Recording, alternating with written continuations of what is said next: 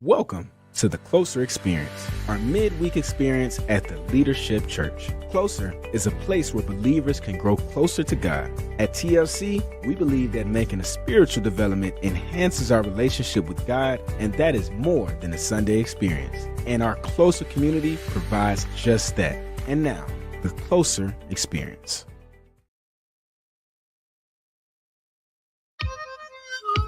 I know my parents love me, stand behind me, come what may. I know now that I'm ready, because I finally heard them say it's a different world from where you come from.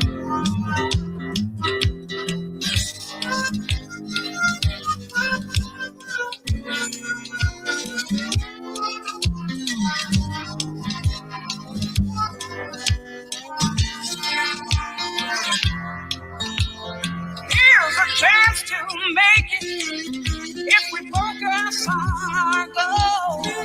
If you dish it, we can take it. Just remember you've been told it's a different world where you come from. It's a different world from where you come from.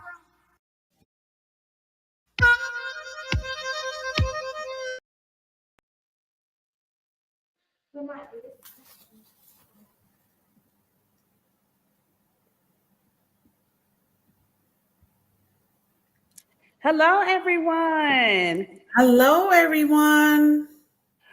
Welcome to our HBCU. Welcome to our HBCU Closer Thon, where we are featuring Hillman. And so, as you can see, I have on my Hillman College shirt. And Nikki, who you represent tonight? The greatest HBCU, Morris Brown College. Woohoo! Well, we're so excited to have everyone be a part of our Closer Thon. I promise you we're going to have so much fun tonight, reminiscing about Hillman, about every character you can think of, every story you can think of, the impact on HBCUs. We have so much planned for tonight, and we hope that you can sit back, be engaged. You know, if you hear something that is important, that you think is valuable to someone, share it. We want everyone to be a part of our conversation tonight, because we plan on having a great time tonight. Nikki, let's just go ahead and start this whole thing. I know we're going to be doing some roll calls tonight, so please, if you let us know where you're joining us from, what school, whether it's a PWI or HBCU, let us know what you're repping tonight. Drop it in the chat. I hear for you, because as we will be doing roll calls all tonight, because we want to hear the pride that is going to come through this virtual space. Absolutely. Well, go ahead and call out your brownies. Do y'all have a brownie call? I mean, what? Go ahead and do your HBCU roll call, your whole brownie call, Nick. It's not brownie, we're Brownites, and Okay. I am a proud graduate of Morris Brown College, class of and when we see each other in the, we'll say Mo Brown. So I'm encouraging all the Brownites, all the Spelmanites, the Morehouse, Clark, Atlanta, ITC, Albany State, Fort Valley, Savannah State, all the HBCU to join us tonight. Leave something in the chat. Tell us about your HBCU experience. Tell us how important HBCUs are to our culture, to our children, especially in this day and age. Mm-hmm. Well, while we're getting ready for the whole roll call, let me just go ahead and tell you, give you a an overview of what brought us here tonight. We are so thrilled. The Leadership Church is where I am the co-pastor. My husband is the senior pastor, to host the HBCU Scholarship and Sneaker Ball as a way to uplift our students and provide them with the support they need to succeed. This event is not just about celebration, but it's also about creating opportunities for the next generation of leaders.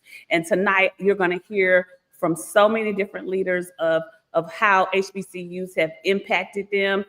There is an urgent need for support, and you're going to hear that ring through every voice tonight because of the recent cancellation of diversity, equity, and inclusion initiatives. It has significantly impacted our HBCUs as a collective and also individually as the students coming into those HBCUs and the students that are currently enrolled.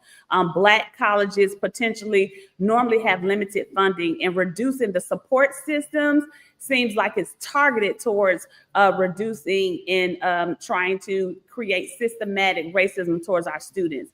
And so tonight we want to rally and make sure that we meet the unique needs of our students from our community. And it creates an immediate need for scholarship initiatives to ramp up. And so I know that many alumni groups are doing their own scholarship fundraisers. I know many community organizations are ramping up the need because, believe it or not, we are hearing from the community, and the community is saying, I lost my scholarship. This happened to my child. There's not as much support as we normally have. And we're going to share a lot of those intimate conversation, a lot of those articles, and a lot of those alarm ringing news facts tonight, just so you are aware. But this HBCU Scholarship and Sneaker Ball is an initiative that the Leadership Church is so proud of. Annually, we normally issue out scholarships. And so our goal has always been to bridge the gap and provide essential financial assistance to students facing challenges. So we have sponsorship opportunities available. So if you are a business owner, or you know someone that owns a business that would like an opportunity to support, we have sponsorship opportunities available that will be a great impact to our students. All the sponsorship funding goes directly to students. So we are supporting students directly. So from HBCU groups to Black-owned businesses to Divine Nine Greek organizations, whoever wants to rally and partner with us, we welcome you tonight to be a part of our HBCU Scholarship Sneaker Ball initiative. I hope that I've answered all your questions on what we're doing tonight, but we're so excited because we're on a mission to support our high school graduates and also our current college students attending HBCUs. So make sure you like the video tonight and share. Anyone that you know that have attended an HBCU or even attended Hillman, please make sure you share this live and let them be a part of the conversation. Anything else you want to add, Nikki? No, I think you said it all. But we are after your donations tonight. So no amount is too small. We just greatly appreciate your donations on tonight. Okay, wonderful. Well, I am going to turn the floor over to my fantastic host from the grown folks table. Y'all know her as Quiet Storm, the Miss V103 and WAOK, the voice herself. And I'm going to slide all over and let the MBC take over just for a few minutes. Thank you so much. See you all later.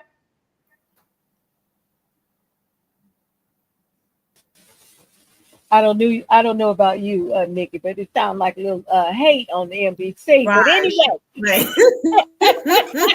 let me sit up in my chair a little bit so you can see this Mars. Right. I love my pastor, even I don't like. But I could not be sitting here had it not been for Morris Brown College. When I majored in mass communications and I graduated at time I graduated, which is the class of 83.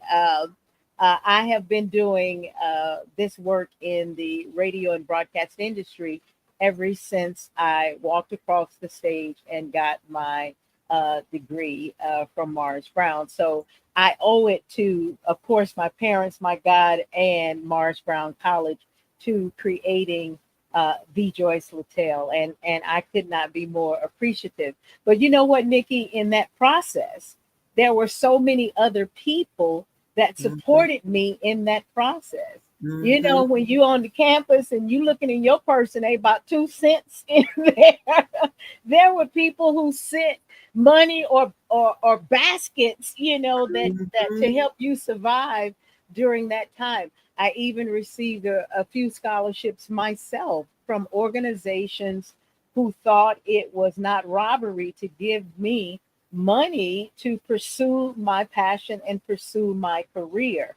So when the leadership church is doing what they do, it is vital as a community that we support these students. I don't know about you, but now you're hearing all the stories of all the cuts that are happening, and it is cutting students out of their pursuit of a higher education.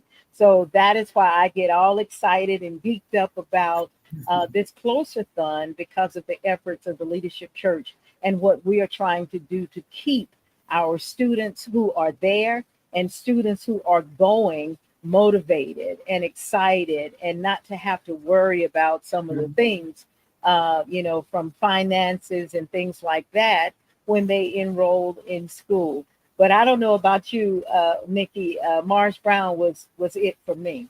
It was it for me too. Morris Brown saved my life, as Yes. I like to say. So yes.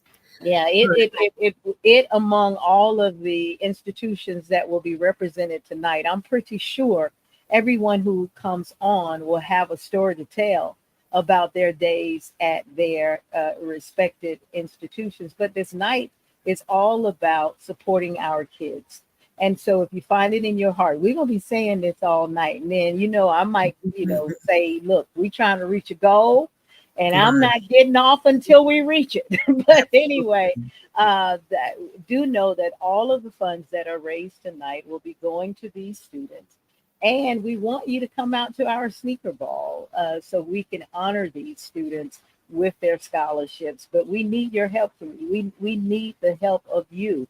And no matter where you are, wherever you're listening from, here in Georgia, all across the country, wherever you're listening from, you can give. We'll accept it, and we thank you for it. And if you do give, you know, put it on the chat, and let us know, you know, where you're checking in from, the college in which you represent. If you're not even representing a college, but you feel it in your heart to give, then we will take your coins, okay? Your dollars, your coins.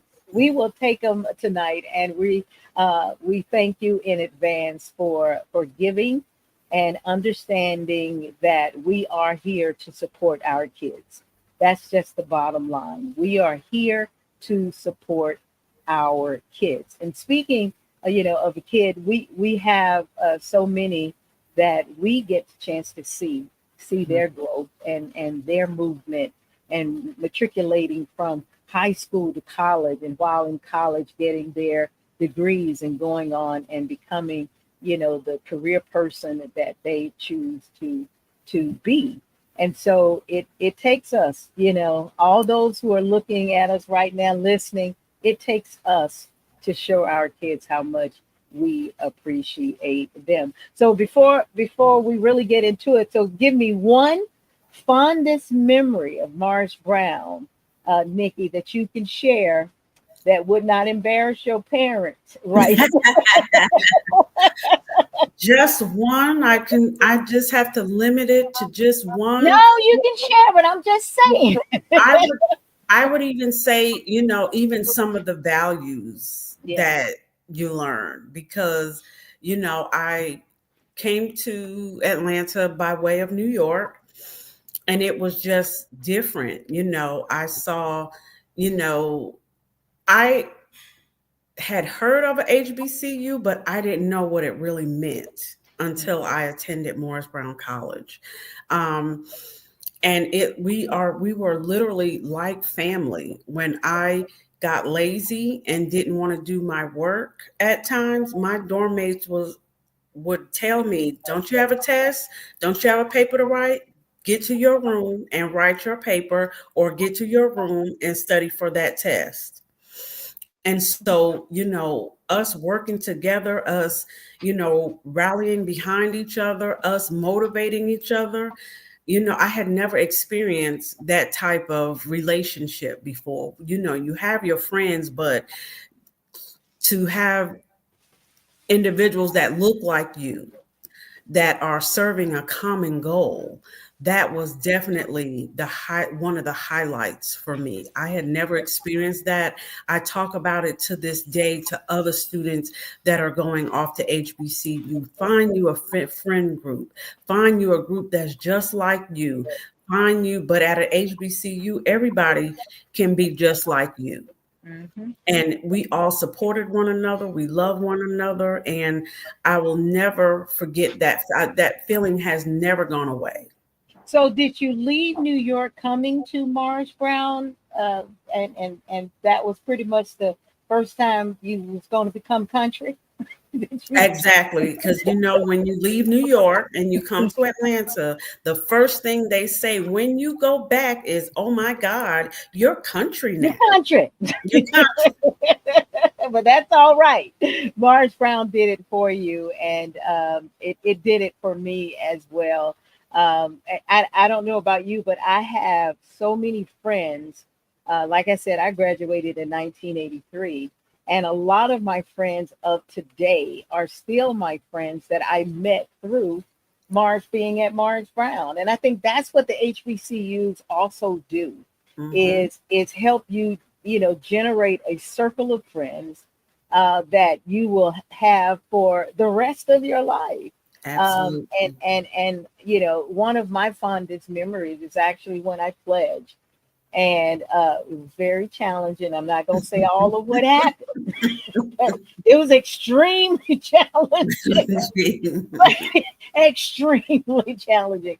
But I am just honored that I made it through, and I became a member of the Alpha Kappa Alpha Sorority Incorporated.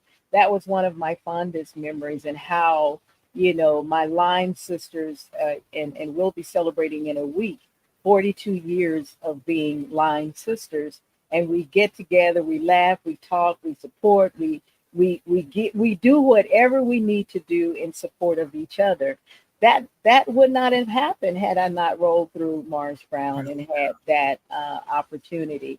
I know this is the leadership church, but we also have to talk about those parties that used to be on and off the campus. On and off the campus, right? On and off the campus, and they were so much fun. But and I know I'll be saying this throughout the night. Some of the homecomings, even Oh, going back, years later, you mhm. get so excited Yes, you about do. being at a HBCU homecoming. Homecoming.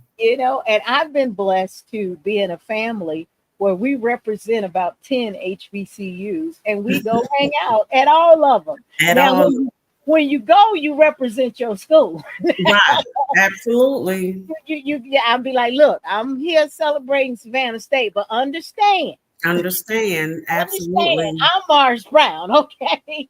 And we had the pleasure of doing that at Tennessee State, and Johnson C. Smith, and Southern University and Albany State. And it was just, it was just the best experiences at these HBCUs when you can go back to homecoming. But as we mentioned tonight is all about raising funds, for our scholarship fund, because even in our own church family, we have a member who is graduating from high school this year, and she's headed to a HBCU. We will talk to her a little bit later, but I mean, in our own family, and so we as a church and as a family want to support her. And anyone else that have students that are coming out of high school this year and have been accepted at an HBCU, your contributions will allow us to support them with this scholarship. And then because we have such cool pastors and Pastor Tony and Pastor Alicia, I'm willing to bet that the person that we give a scholarship to at the beginning of the year, if they are in need of something in the middle of the year or whatever time within that year, I know they can reach back to us and tell us their need. And I'm pretty sure, knowing the pastors as I do, are going to be willing to help. So this is long term for us, and I cannot stress it. I'm going to say it all night long. We need your support for the scholarship, as well as for you to come out to the sneaker ball to see us at work, to see us give these presentations to these kids, and I am so looking forward to that as well. So, Nikki, you are our finance person at the Leadership Church. Now, how do you ask folks for money? I'm gonna need you to do that right now. No, just by, people like to support a cause, and what better cause than your own children? We, as a graduate of an HBCU, the importance of that finishing, sometimes you don't see the light at the end of the tunnel until you have that support. I remember being in the financial aid line at Morris Brown and crying at one point, and because I just didn't know. I didn't know, what to do. I didn't know the full process. But now, having a daughter that attends an HBCU, it's different. Back then, when I attended an HBCU, you didn't have to pay until you got there. Now you have to pay before you get there. Before you get there. Otherwise, they're saying there's no need to come if your balance is not paid. So, we need your, as Joyce has reiterated, we need your support. And you can give right there on our screen on our Facebook and YouTube channel. You see the what they call that, the QR code for tickets. You can scan the QR code, and if you're on our leadership page, you will see where you can actually give to our scholarship fund. So whichever one you want to do, we hope that you do them both. But you can scan the QR code and get your ticket to the to our sneaker ball, and then also you can give a donation as well. So the person that I was talking about, one of our TLC members, and she is just one of our darling children and daughters of the Leadership Church, is actually graduating this year. She is a senior and she'll be graduating in May. And she was accepted at Alabama State University. And so we wanted to bring her on to talk about why she chose an HBCU. And she, among many others, will be looking for, that support. So Kennedy, if you're there, come on down. Oh, come on. Hey, Kennedy. Hi. How are you? Good. That is fantastic. So Kennedy Cash is graduating, what is it, from Lakeside? Lakeside, yes. Lakeside High School. When is your graduation date? I think it's May 23rd. Girl, you think, honey, I'll be knowing. That'd be my last day too, to say deuces, y'all. I'm out. But congratulations to you on your graduation. And we understand that you have chosen Alabama State University to continue your higher education. Congratulations. As a matter of fact, she had a what they call them, Bed A bedroom bed party. party. bed parties, and her pictures and video actually made the headlines in Alabama State. So Kennedy, why did you choose to want to go to an HBCU? Um, well, I participated in this. Well, I was a youth ambassador at Southern Black Girls, and mostly of the older girls were all in HBCUs, and I just like loved how they represented their HBCUs and how they talked about it, and how like they're like, oh no, like we're the greater HBCU and all that, and I just they just felt so strong about it. So I just, I wanted to check it out and to see what, being, a part of HBCU is about. And then I participated in this week program for SOAR at Alabama State. And we got to participate in things, and they got to show us like the HBCU life there, and I just like fell in love with the college, and I applied to see if I get in, and then yep, I got in. So yeah. Well, we knew you were going to get in. Anywhere you applied, you were going to get in because you applied yourself through high school and you prepared yourself to for higher education. What are you most looking forward to your freshman year there? um I guess meeting other people, and just experiencing like a new life, and just growing up. That's what I'm looking forward to. What Yeah, are 'cause you majoring in? I'm majoring in mass communications for journalism. that's a good field. It was my major 42 years ago, and I'm still in it. So that is an excellent field. Well, Kennedy, we are here trying to raise funds for students such as yourself and get people to purchase tickets for our sneaker ball. I need for you to encourage folks to give a donation for our scholarship and to come and hang out with us on May 4th for our sneaker ball. Okay. Go ahead. What you gonna say?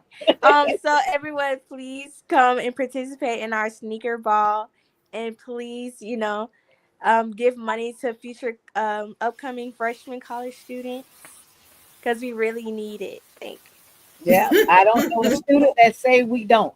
So, Right. congratulations, Kennedy. We hope that you have a great year and years to come at Alabama State. We're family, so we're going to be watching, we're going to be supporting, and we're going to be pushing you forward. As I mentioned, I'm a mass comm graduate, and I have been in my career over 40 something years. It's a great career, but let me let you in on a little secret, Kennedy. It's a lot of work. It's a lot of work in the biz, but I know you are ready, you are prepared, and you are energized to go and do what you are going to do at Alabama State University. Congratulations to you. We love you and much success to you. Thank you so much. All right. See, it's students, Nikki, Yeah, like Kennedy, that we want to support and we want to help. absolutely. So, And she's not the only one. Like I said, my daughter attends North Carolina A&T, and so she was telling her dad and I that her current roommate, is one that's been affected by the funding. So her current roommate will not be attending North Carolina A&T next year because of lack of funding. So she was concerned about a new roommate. You know how that can be. And mhm. so I said to her, well, do you not have any other friends? And as a matter of fact, it's like 3 or 4 of young ladies that is in her immediate circle that are in the same situation. Yeah. Well, So we go ahead. no, the need is definitely there. That just broke my heart because, North Carolina A&T is the largest HBCU. You know, when she applied, over 40,000 students applied to North Carolina A&T that year she applied. So right now she's a sophomore.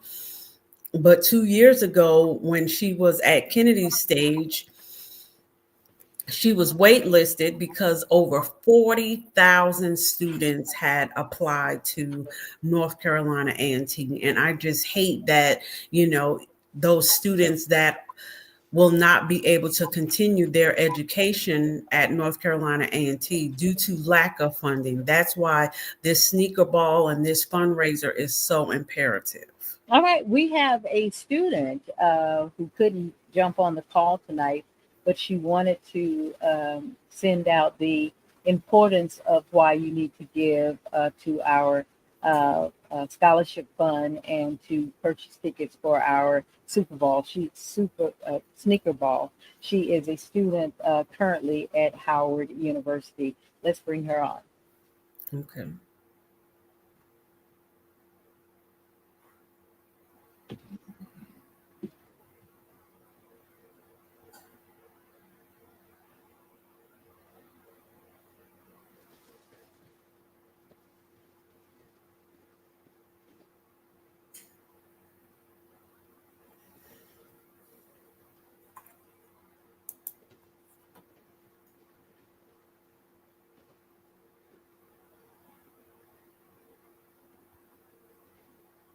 Don't forget, while we're bringing up the video of our student out of Howard, please give. Please give to this cause. Is our HBCU Scholarship Closer Thon. On a normal basis, our closer experiences where we have conversation about bringing you closer to God. Well, this is a godly way of supporting our students. So please give. Purchase those tickets. We want a full house at our sneaker ball because even the funds will be going towards that as well that we raise from our sneaker ball. So your support is definitely needed.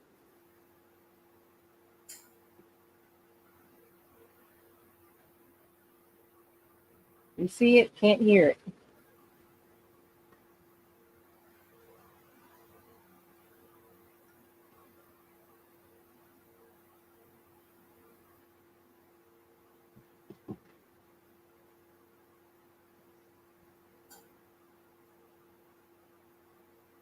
So we're going to work on the sound, and Yes. hopefully you'll get a chance to hear her because she really speaks well about being at Howard University, and she talks about some of the funds that are being cut. Nikki, I want to share this one. I was reading an article and it says $19 million in HBCU funding suspended after Trump diversity ban is not looking good for our HBCUs. And I just want to share just a little bit of the article.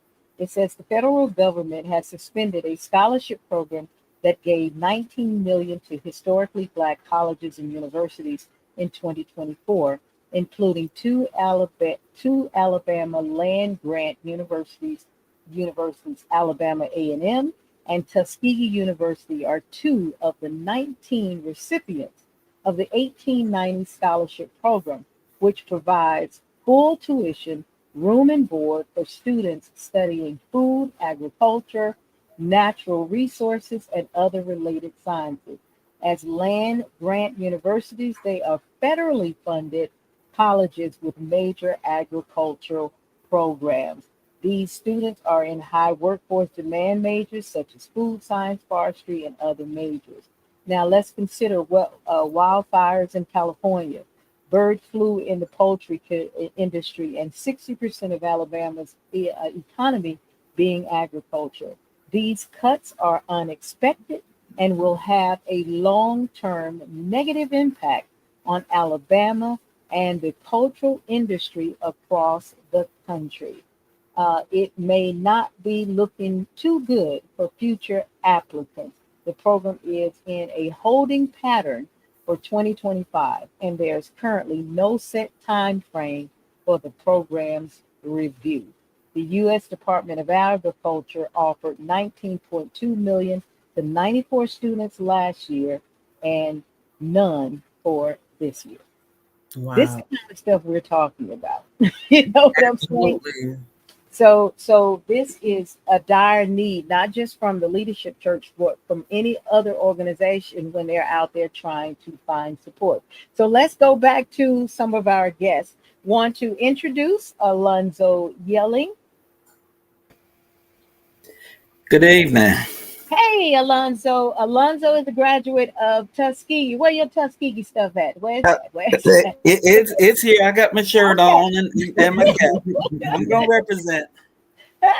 Well, thank you, Alonzo, for coming on to share your experience at Tuskegee. Now, our theme tonight is all about a different world and Hillman. Were you a viewer or fan of A Different World?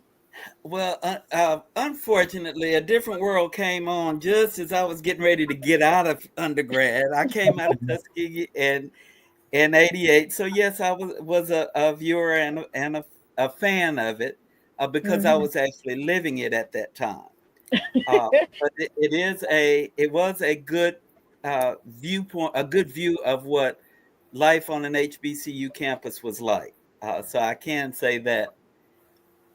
Well, good. Well, and it was for me. I didn't miss an episode, and I was already had graduated. So, but I still love the experience of seeing our culture, you know, in an HBCU campus played out on TV. So Alonzo, what led you to Tuskegee, and give us some of your experiences there? Well, I've got a little bit different path. I actually, when I came out of high school, I actually did not go to an HBCU. Did not start at Tuskegee. I was a National Merit Scholarship recipient and was actually courted by schools all over the country. Wasn't athletic and was just getting some credit for working hard in the classroom. I ended up at the University of Georgia up there in that little small town of Athens. Talk about and Joyce's hometown. And spent a couple years up there only to realize that even though in my eyes at that time, HBCUs were just a bunch of old raggedy schools that were always in the wrong part of town, because I come from a family of HBCU grads as well. And I was ready for all the flash and dash that you could see. I went up there and found out that I could not be me. That my outlook on life and the quote unquote radical that I was did not mesh well with the population at the University of Georgia. So after 2 years, I gave my scholarship back basically and said, I can't deal with it, and returned to Mobile, Alabama without telling my parents. All I told them is I'm going to do something. And I always say that I was led by God to Tuskegee because I ran into a young man that I knew in high school.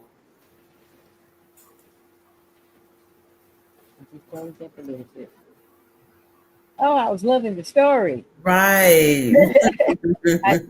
I think he froze up on us. I hope he can come back on, but I know Alonzo. His wife and I worked together for many years and still work together at the radio station at B103 and WAOK. And Alonzo was and still is an educator. He is a math teacher. Oh, And wow. when my son was struggling a little bit in the math area, well, not a little bit, but a lot, in the math area, Alonzo came here to our home and tutored him 2 or 3 times a week.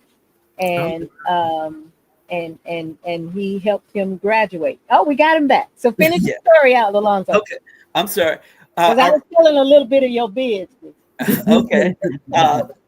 And I hope you all heard me as far as I ran into the young man that had experienced it at University of Alabama, the same thing I experienced at University of Georgia. And of course, this was, mid, late 80s.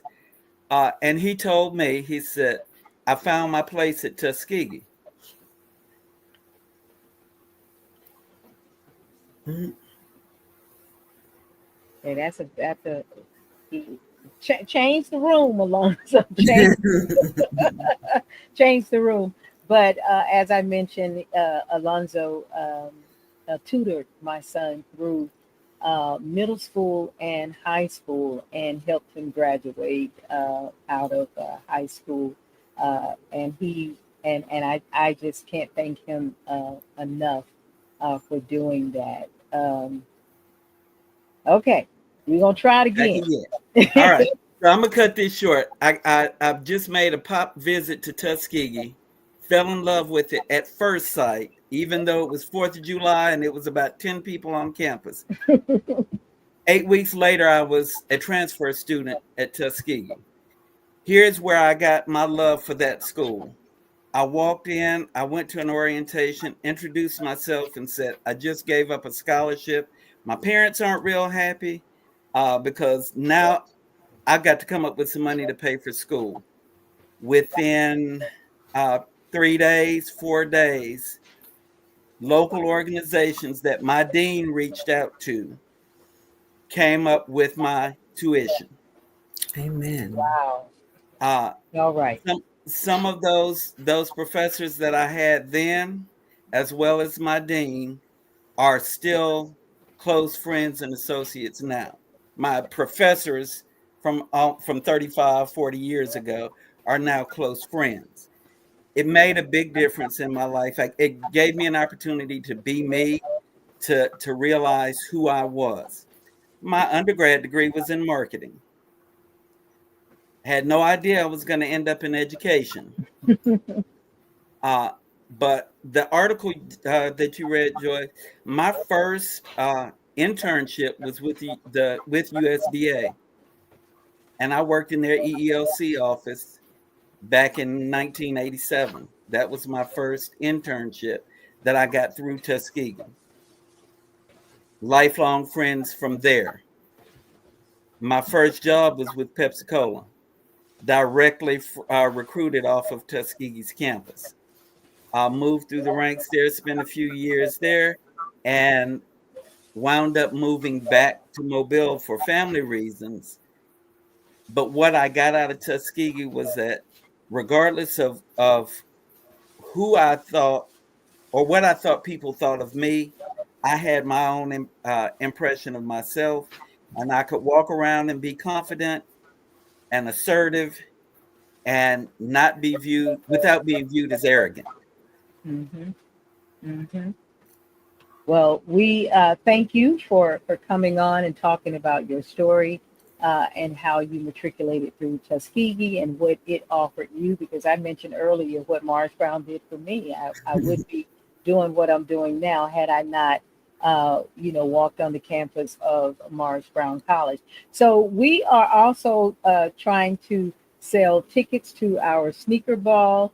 And Alonzo, if you're still live with me, I need for you to encourage some of your Tuskegee alums here in the Atlanta area. And if you want to drive up from Mobile on May 4th, we'll take you too. But we are hosting a sneaker ball on May 4th.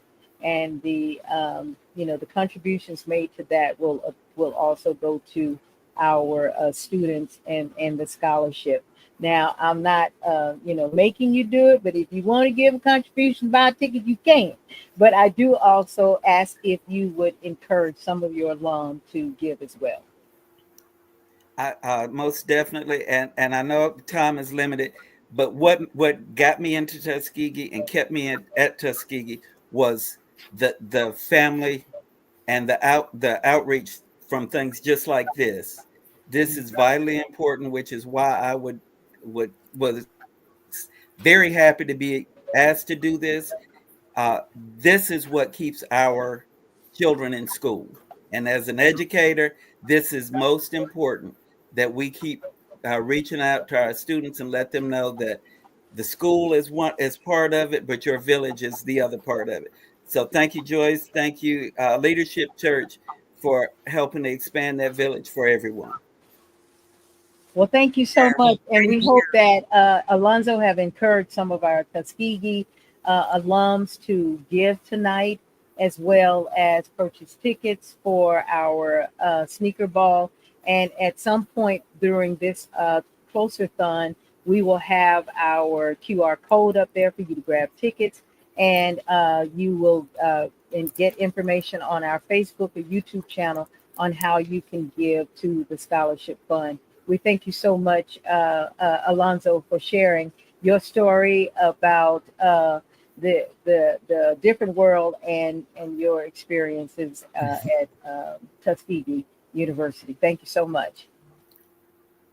All right, we're going to keep this thing moving. We want to now invite one of my classmates, Crystal Ammons. She and I graduated from Morris Brown together in the class of 1983. And she is actually the president of our alumni class. And she is in Washington, D.C., Baltimore. And I called her up and I'm like, I need for you to jump on this call and encourage Morris Brown to support us, students and alum to support us in this effort.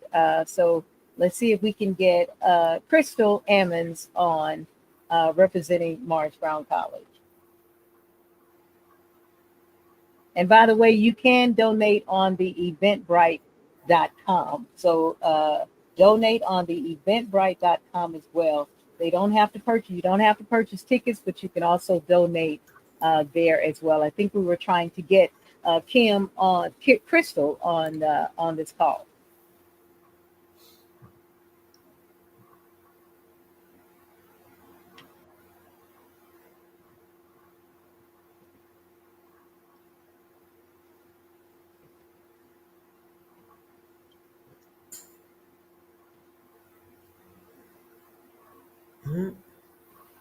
Okay, while we are waiting to bring Crystal on, let's go back to the video of our Howard student who has a story and is offering a pledge as well. Yeah.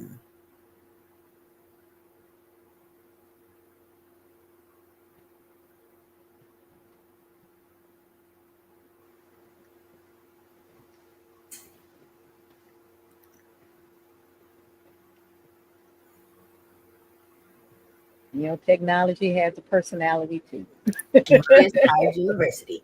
I wanted to share something close to my heart. Right now, we're selling tickets for the sneaker ball, and the proceeds are going towards scholarships for high school seniors heading to the HBCU of their choice. But here's the thing. With DEI funding being cut across the board, a lot of these students are losing access to opportunities that could change their lives. Some are having to put their dreams on hold just because the resources aren't there. That's why I'm asking, would you consider purchasing a sneaker ball ticket even if you can't attend? Your support helps make sure these students can take the next step towards greatness. We talk about lifting as we climb, and this is one of those moments. Thank you. HU, you know. So you hear, that's another student from Howard University. You know, they know what they're dealing with while they're in school, and we know what they're dealing with while they're in school. So that's why we are here to help. Let's see if we can go back to Crystal so she can talk about her experience at Morris Brown, why she chose it, and was she a different world viewer as well? Did you watch it, Nick?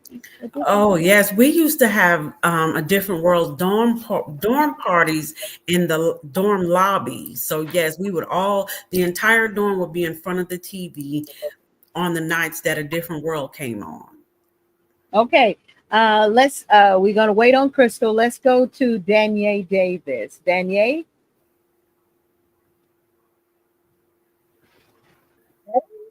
Can you hear me? Yeah, we can hear you, Danielle. Thank you, and welcome to the Closer Thon that is happening right now on our Leadership Church Facebook and YouTube channel. What we're doing, Danielle, is trying to raise funds for our HBCU scholarship, where we give scholarship to graduating seniors or some students who are already at an HBCU. We have a big sneaker ball that's coming up on May 4th, and we are trying to encourage people to purchase tickets or even donate to that as well. Danielle Davis is a graduate of Lincoln University of Missouri. Oh, wow. And as Proud you can see, alumni. she's a Delta. Yes. So, first of all, we're asking, are you familiar with the different world, or was it before your time? Now, how do you connect with the different world? Oh, okay. So I was watching A Different World right after the Bill Cosby show. I was in elementary school, but that show is the reason why I went to an HBCU. Yes. It stuck with me since I was a kid. Yes. And so I was like, yep, I'm going to HBCU. So why did you choose Lincoln University of Missouri? I had some friends that were already there, and my original choice was Hampton University. It didn't work out, and so I had friends that I went to church with who told me they went to Lincoln. It wasn't far from. I'm originally from Colorado, and so it wasn't far. It was, I had to get through Kansas to get to Missouri, and it was a culture shock when I got to Lincoln University, but I adapted and I loved it. And I've made lifelong friends, that I still connect with to this day from Lincoln. So, we got to get into your business just a little bit. So what were some of your fondest memories? Don't think about your parents at this time. They might not be listening. But tell us some of your fondest memories. Pledging. I had a great, it wasn't easy, but I had some great line sisters, some great sorority sisters that, we had a blast. We had a blast during school and we had a blast after school. The parties, all that stuff. We used to travel to go to different schools to go visit the other sororities and fraternities, their parties and stuff. And we used to go, after the parties, we would stop either at White Castles or Krispy Kreme donuts, and then try to, go back to like 2-hour drive at 3 a.m. I can't do that today. I'm going to have to take a nap. But back then, I don't know how I did it. But doing stuff like that, I did have a boyfriend that the entire time I was at Lincoln. It didn't work out, unfortunately. But I had a great time. Like everything about that school, I was a journalism major as well. And we created shows from the ground up, and we the favorite memory, well, I won't say favorite, but something that stood out while I was at Lincoln University is that I interviewed Little John and the East Side Boys. That tape is buried somewhere. I do not want nobody to see that tape. That was a horrible interview. It was my first interview, but it was a train wreck, but it was one of my fondest memories. So what was your major? Journalism major. And is that what you are involved in now? I know, but I just want to ask questions. Yes, so I am currently employed at V103. I will be celebrating 20 years in media coming up this summer. All right. And you also work for Bounce TV as well, right? Yes, it was Scripps Network, and we service Bounce TV, Court TV, Ion TV, Grit TV, Script News, and Laugh TV. So do you think that being at an HBCU helped lead you to where you are today? It did. I would say that, I probably could have, got the same opportunities if I went to, a PWI, but I didn't want to because I grew up in Aurora, Colorado, where I was the minority. Mm-hmm. And so I wanted to be around my people. I was like, I want that true HBCU experience.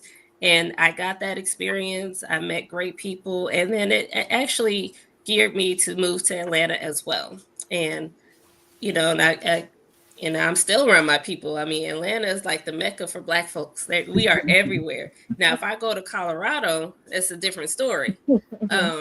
But I love to hear. I moved here in 2005, and I never left. What made you want to pledge?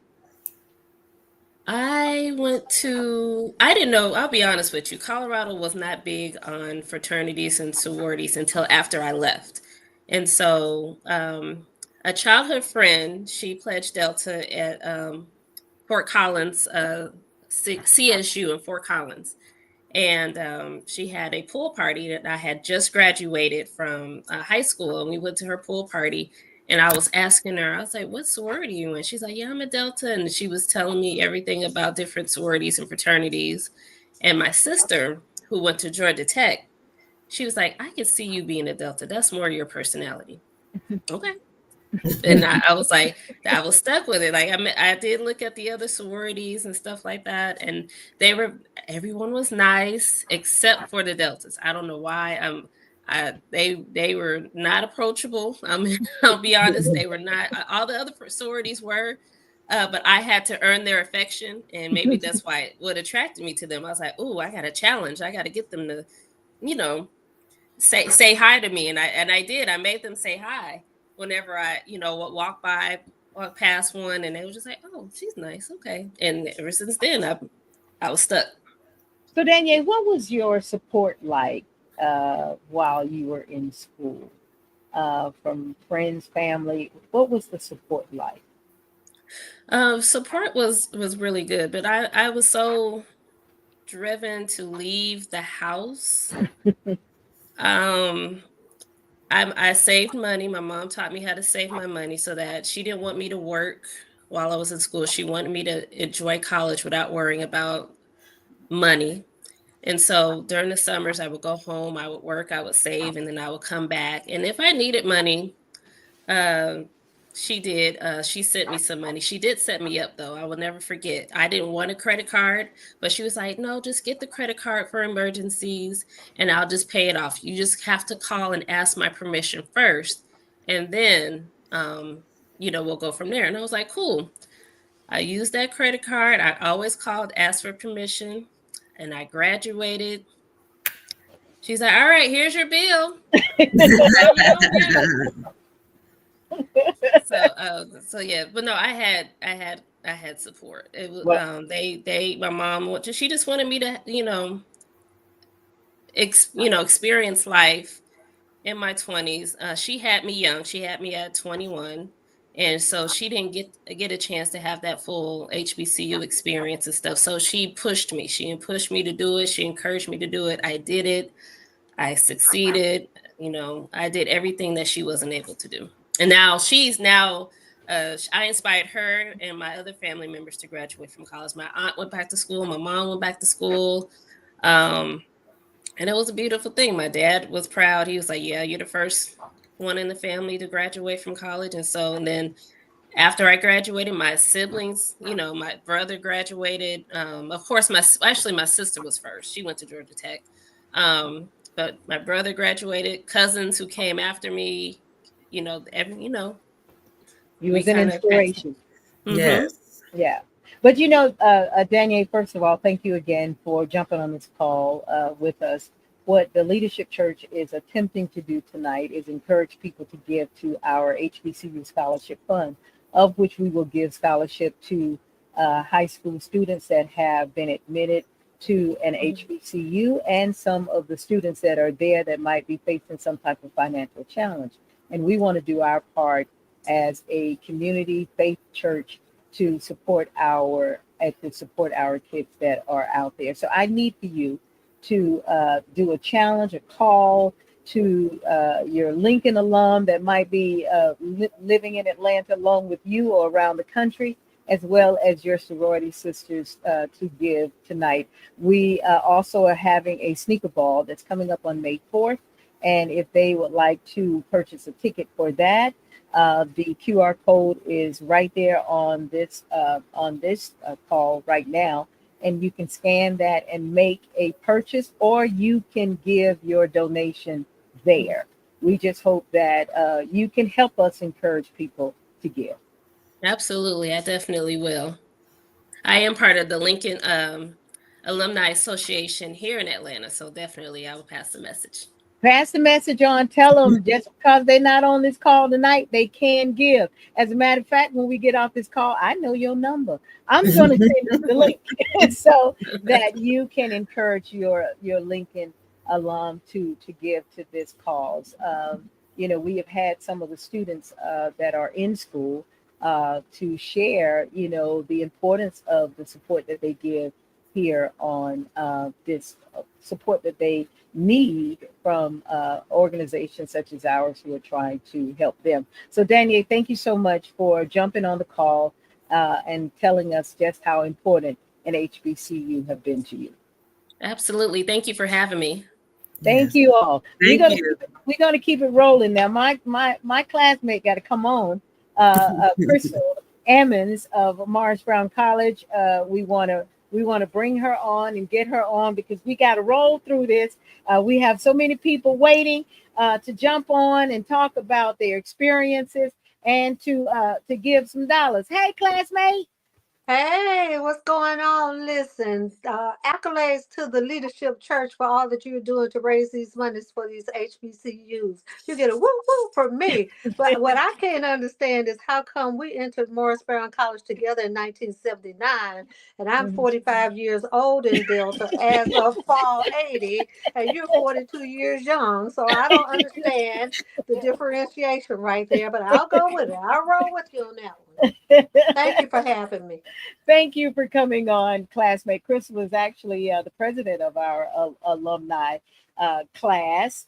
We celebrated big 2 years ago for our 40th, and it was because of her leadership in driving us to do what we need to do so we could represent at homecoming and to give to our illustrious Morris Brown College funds to keep that institution going. So, Crystal, now this theme tonight is all about a different world and Hillman. In your lifetime, were you a fan of a different world? Absolutely. I'll tell you, primarily it was because Jasmine Guy and I were classmates in elementary school. But as Morris Brown has gone through our loss of accreditation, I would say that the person that inspires me most from the show would be Jolisa. Having the fortitude to go back after having the kids and then saying that she was going to deal with these young people and find a place for herself and being so influential in helping to support the other students at Hillman, and then get her own degree and succeed as an adult. Because to me, that's so inspirational. And so yeah, that's my. And it's also amazing that the theme is a different world because I started watching the series again, Lonely Me in Baltimore, from season 1, episode 1, about 3 weeks ago. Took you back to 1987. That's when it came on. Absolutely. Yeah. So what made you want to go to Morris Brown? Okay, let's talk about it.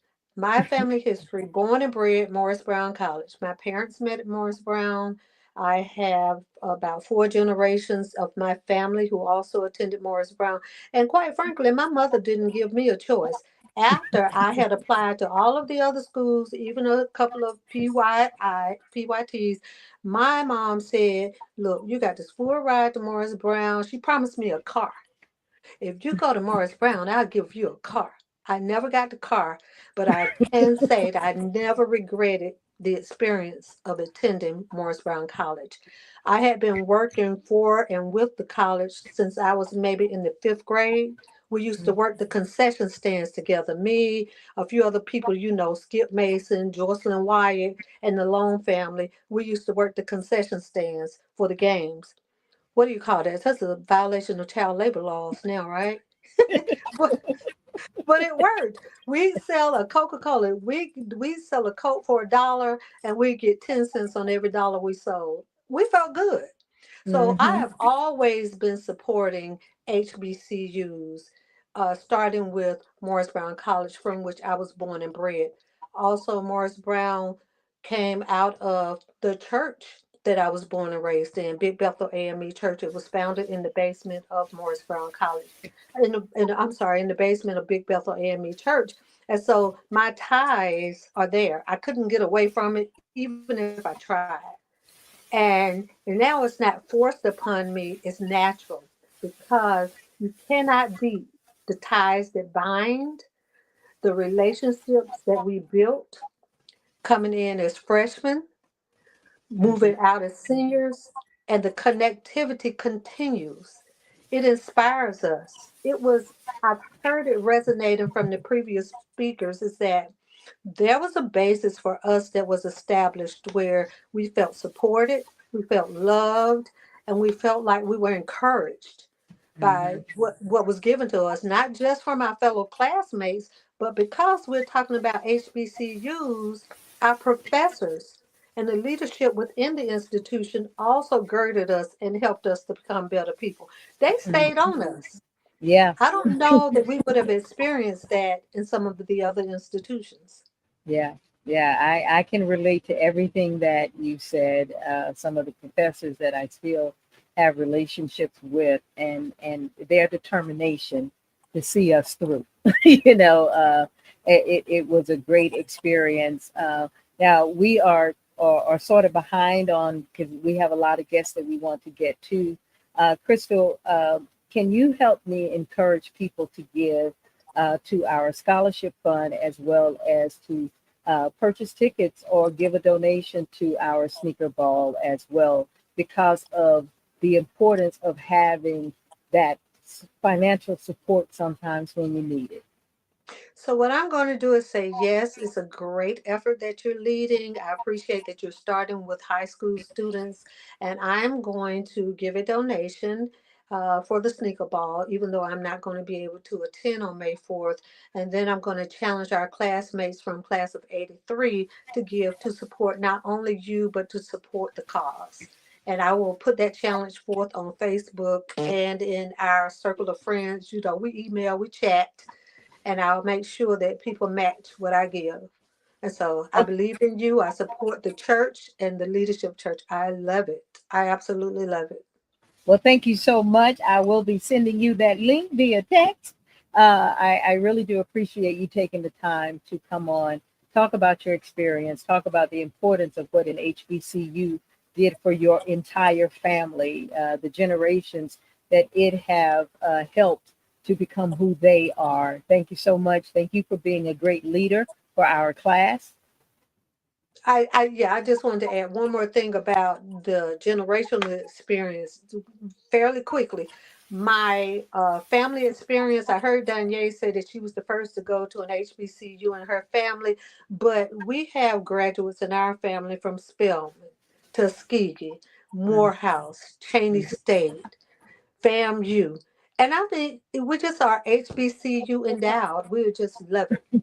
Yeah, I can say the same thing from my family as well. We Johnson C. Smith, we Albany, we Southern University, we Morris Brown, we Tennessee State, we Savannah State. So when you have big families and you have parents and aunts and uncles and people who encourage you to pursue a higher education, then that is, that is what your family is going to be. It's going to be blossomed into a lot of HBCU experiences. And I could not have thanked them enough for encouraging me to go to an HBCU. I had the pleasure of being the youngest in my family and going to a Savannah State homecoming.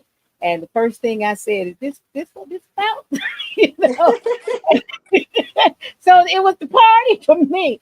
And I'm like, oh, so this is how we do it. And I didn't want to not have that experience ever again. So that's what led me to Morris Brown. And then some of my mother's friends who were educators such as she had gone through Morris Brown and gave up scholarship. And I said, well, I guess that's where it's going to be.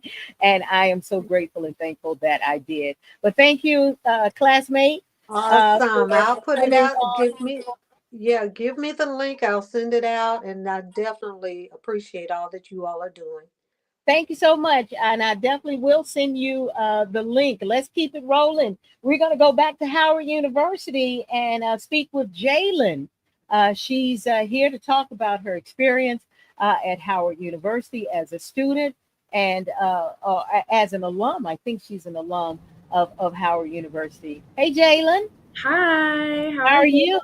I'm good. How are you? I am fantastic. I'm just excited about this Closer Thon and what the monies that are raised and what they are going to be used for students who are headed to an HBCU or some students who are already there. Now, I understand you represent Howard University. Are you a graduate or are you a student? Yes, I graduated in 2019. So all right. Yeah, right before the pandemic, I got out. So tell us about your experience at Howard University. And I've been asking everybody this, and I think, A Different World sort of came out many years before your time, but are you familiar with A Different World? Yes, I watched every season on Netflix. I think I watched it during the pandemic, actually. So after I was at Howard, but I really loved it because there were so many different connections, and I felt like I resonated with the show so much, just from like the RAs and the dorms and all of the different campus life aspects of the show. So I really enjoyed it. Mm-hmm. All right. What led you to Howard?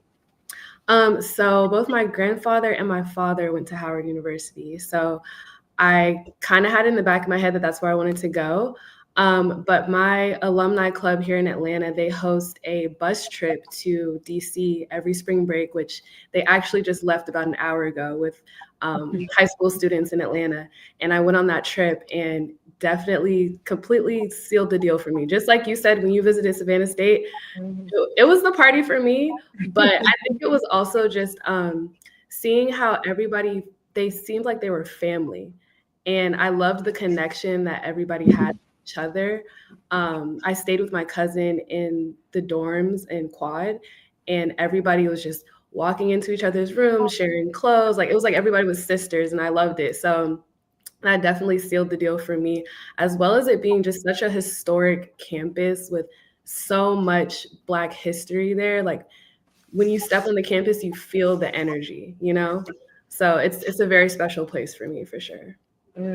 What is your fondest memory? My fondest memory, I think I wouldn't say one, but I do remember just almost every night we would all hang out in this place called the Valley, which was like outside. So when it was like warm, we would all just hang out and just bond, listen to music, sing, dance, talk to each other till like 3, 4 in the morning. And it wasn't even that we were doing anything so fun. It's just that we were with each other, like always. Everybody in my class, we're very close. And I think I could say that we're still close to this day. And one of the things that I do love about HBCUs, period, and I think that it's important that we push and support students to get to HBCUs, is that network that you get after college. Even if I run into someone that went to Hampton, even though we're the real HU, Hampton, Spelman, Morehouse, any other HBCU, there's that automatic shared experience, and you go from there. So a lot of times people say your network is like who you know, not what you know. That's kind of more important. And I think setting up students today for that success is important more than ever because of the state of our country. Community is so important right now. We have to support each other and push like the future to the next level. Yeah, it's vitally important. The young lady that was on right before you came on, she and I are actually classmates from Morris Brown, class of '83, and we still communicate as if we were still on campus. We still support. She lives in Baltimore. She was calling Joyce, who your folks up in Baltimore, that I can reach out to and things like that. And I think that's what an HBCU have done for me. And I hear that it is doing it for you. It is the biggest networking connector that I think is out there. Now we are having a sneaker ball to give scholarship to dessert to high school students who are going to an HBCU. And we're also raising funds for this scholarship. As an alumni of Howard University, please help me encourage people to give. Yeah, I would, and I think the last person mentioned to send a link. I can take that link, pass it on. I'm actually on the e-board for our Howard University Alumni Club here in Atlanta, so I'll definitely make sure that that link goes out to our network. And yeah, I personally myself, I can make a pledge now to send a ticket, pay for a ticket. You got it. All right, so you're hearing that we have people that are purchasing tickets, that are donating, and are willing to share to donate, because the sneaker ball is coming up on May 4th, and we have a goal in which we are trying to reach, and that's in the thousands. So please help us help our students who are headed to an HBCU. Thank you so much, Jalen, for jumping on and sharing with us and encouraging other alums to come and be a part of our scholarship fund and our sneaker ball. Now we want to keep this train moving. One of my favorite girls is about to jump on. It's Kimberlyn Carter. We're going to keep it up in the DC area because she too is a Howard University graduate. And so Kimberlyn, if you are here, we want to get you on and share, in this moment of fundraising here on the Leadership Church Closer Thon. Now, this is going to go on until 9 o'clock tonight. Periodically, we have been posting the QR code for you to share with us and purchase tickets. And before Kimberlyn comes on, we want to show just a little bit more of A Different World.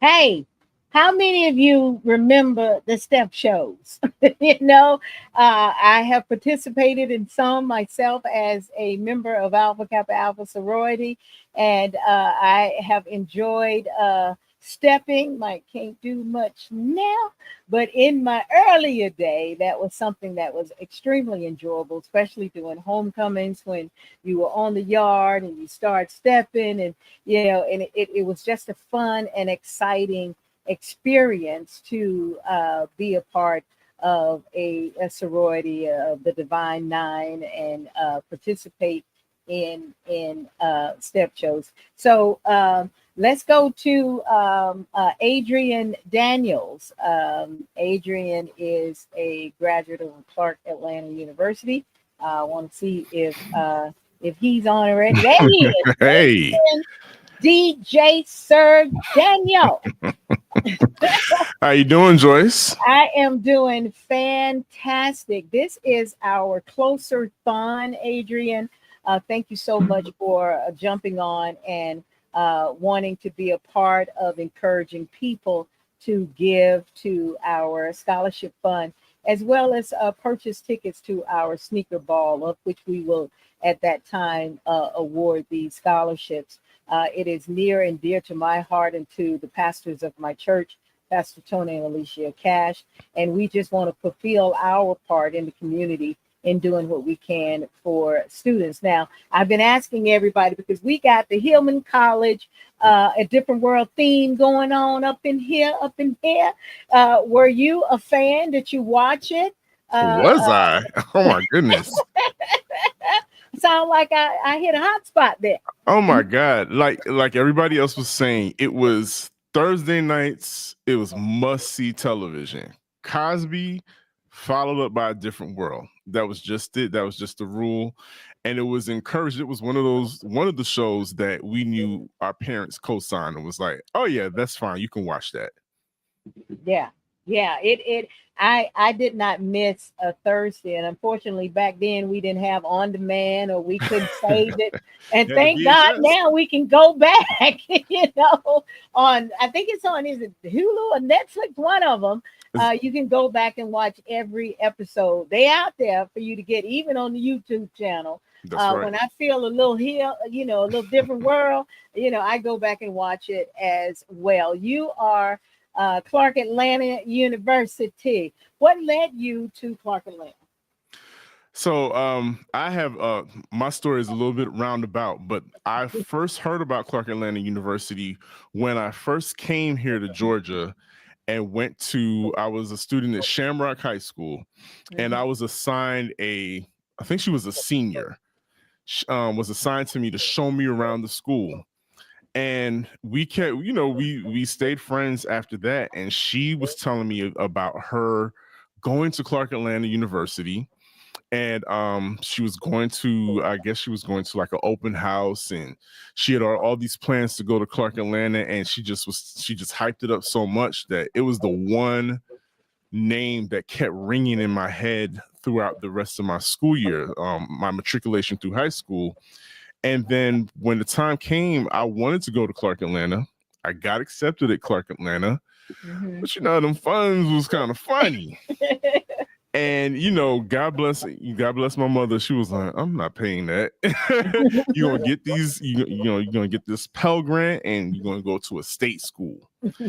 And I still had Clark Atlanta in the back of my brain. Really wanted to go, but I did not. And Joyce, I tell all my friends this, when I went to, it was Georgia State. It was just not, it was a very cold reality of going from high school to just going to an atmosphere where absolutely nobody cared if you showed up in class or not. You barely knew the names of your fellow classmates. The teacher barely knew you. So it just led me to, I actually dropped out at one point. And I went into the workforce and started working. And then maybe 2 or 3 years later, I got encouraged by someone to go back to school and at least finish up a 2-year degree. I got that.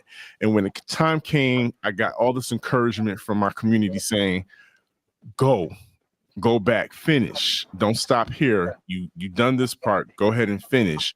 And I was like, well, I'm going to go to Clark Atlanta. I don't know how I'm going to get there, but I'm going to go to Clark Atlanta University. And I did. It was just one of those things where I felt like it was the mecca of the AUC to me. Now, no shade to the rest of the schools in the AU. I'm not going to take it that way. But I just loved it. And, and seeing everybody from different walks of life, especially from the West Coast, and they had their own clubs, and, all the kids from New York, they had the Tri-State Area Club. It was just a fun experience for me. It was a lot of hard work, but it was a great time. Yeah. Although I graduated from Morris Brown, 90% of my course study was at Clark because the mass communications department was actually at Clark Atlanta. And that was the beauty of the Atlanta University Center, was that you can enroll in one institution, but you can attend classes at any of the institutions. I remember having a class at Morehouse. I had the majority of my classes came from Clark Atlanta. So I know just as many Clark Atlanteans as I do Morris Brownites. And so I'm grateful, for that opportunity as well.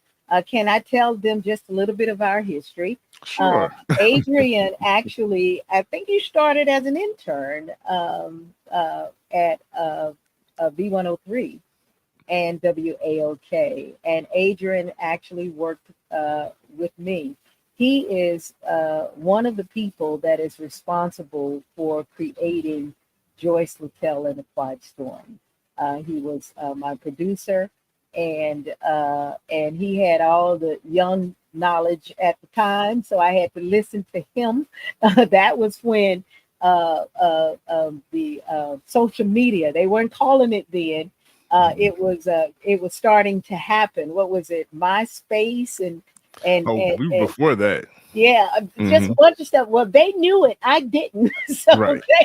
So they brought me into that space, and Adrian is now back on WAOK producing the Wake Up with D morning show and bringing skills that he has from all of these years to WAOK. And I'm grateful and thankful that he is back with us. What would you say did Clark play a part in your driving force in the media? Oh, hands down, like Clark Atlanta. I see somebody in the chat that says CAU trains you. Our motto, like in the chat, says find a way or make one. You literally become, I don't know, it's some people call it a hustling mentality, or just this drive and tenacity to go out and to get the things that you want to achieve. Being in the right places, meeting the right people, talking to the right people, and like you were mentioning earlier in the other chats, keeping those connections with everyone. And so that combined with the classes, like the mass comm classes, rest in peace to Mr. Clark. He took one of his classes in radio, and also was part of the student radio project over at Clark Atlanta University. So, and you had WCLK there. So it was just in the blood. It was like, okay, I get to see people like Wandalyn Stokes go to work, and I get to, and becoming familiar with you personally, and getting introduced to you. And it's like, well, that starts opening other doors, and you start meeting other people. So it emboldens you to go out there and to accomplish things, and to not to be afraid, but to definitely step out of your comfort zone. Some people, it takes years. It's like me, I was a late bloomer. But when I got in there and I saw the opening, I stepped through, and it was like, okay, this is my opportunity. I'm in there. So that's definitely one of the major things that Clark Atlanta is all about. It's like when you see all these different people, and you see the people that graduated from Clark Atlanta. Of course, everybody knows who Pinky Cole is. I remember Mace, the rapper Mace, and social media person. Now he was in a couple classes that I was in. So there was a lot, Bobby V, there was a lot of different people there on campus, and they just provided more inspiration for us to go out and to do the things that we really want to accomplish. Well, Adrian, this is a DJ Sir Daniel. Let me get it right. This is a Closer Thon, meaning that we're trying to raise money for our HBCU scholarship fund, as well as encouraging people to buy tickets to our sneaker ball, where we will give these scholarships to these deserving students. Can you, in your last words, encourage people to give? Absolutely. there's been a lot of discourse lately about the lack of Black men going to higher education, much less HBCUs, right? One of the ways that we can combat that is to remove barriers, including financial barriers for young people, especially if you want to see more young Black men going to school, going to HBCUs. Let's remove some of those barriers. Things are not easy right now, and they're going to get a little bit harder. So it's left up to us. If it wasn't for people like a Joyce Littell that was ahead of me and opened some doors and, set up things for me to come through and to grow in my talent and in my gift, I wouldn't be the person I am today. So I say all that to say, all my CAU, all my Panthers out there, I see y'all driving around, riding real pretty. I see y'all love a sneaker ball. Y'all love to be fresh. We were the freshest school on campus. Stop playing. Stop. Don't make me cut you off. They call Clark Atlanta Hollywood for a reason. So, but I say all that to say, I know that you all are out there doing well. Let's not stop the progress of these young people, no matter where they're going to school. Do your part. You can scan that QR code right there. It's really simple. Let's just go ahead and do it. I'll definitely share that on my social media as well, Joyce. But yes, big up to you and the Closer Thon and everybody involved with it. Thank you so much for doing this and trying to make a difference in these young people's lives. I will send a link to your text message. Thank you, Adrian, for sharing your experience with Clark Atlanta University. We got to get these folks in. Let's go to another Clark Atlanta University, Envy. Envy, come on up and let's talk about your experience as a student at Clark Atlanta University, a graduate at Clark Atlanta University, and encourage these people to give to our scholarship fund as well as purchase tickets to our sneaker ball. I understand we got 9 seats left at the Clark Atlanta University table. I'm gonna need you, Envy, to sell them for me, okay? But I'll do my best. I'll do my best, Joyce.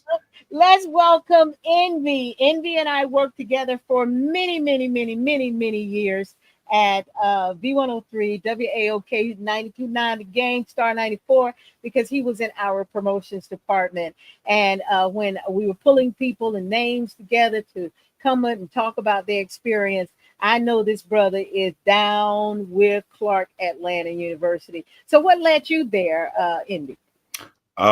Big shout out to, I think, JC, who did speak up and say that there is no AUC without CAU. So appreciate that. Okay. But big shout out to Morris Brown, which I'll get into in a minute, because Joyce, you do know I have a large place in my heart for Morris Brown for y'all. But what brought me to Clark Atlanta? Being a kid that grew up north in New York, I would hear the Freaknik stories, so I'd be attracted to Atlanta. But I guess it would definitely have to start with my big sister. She was the first one to go to an HBCU in our family that I was exposed to. I didn't know if you were going to hit me with a different world question, but I go back to when we were a Cosby family, so we definitely did watch that. And that was my first exposure to what is this school with all the Black folks and all the brown folks. I thought this was an amazing thing. Didn't really catch on until later in high school when I was thinking about college, and my sister was going to Clark Atlanta. I visited her as a freshman in high school when she was a freshman in college, sat on that strip and quickly decided, you know what, Atlanta is not only the city I want to move to, but Clark Atlanta, which is a great school and the only school that had a mass media program. So that's why I chose CAU.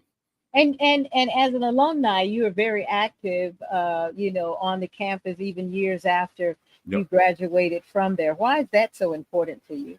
So I just always thought about, I am in radio. I did go to school for mass comm radio, and was exposed to Hot 107.9, which was 97.5 then, V103, and just seeing when they would come on campus. Actually, my future boss, who I wouldn't meet until I started working for the radio station, I saw on my campus. We all know Laid Back Black, or Eric Williams, but I saw him on our campus because I used to do in-stores and like bring artists to campus. So I said, okay, because I wanted to be in radio, if I ever get the chance to give back, I want to hit the colleges up because it's a vast resource of listeners that we could use, and we need to go to the number one school, which is CAU.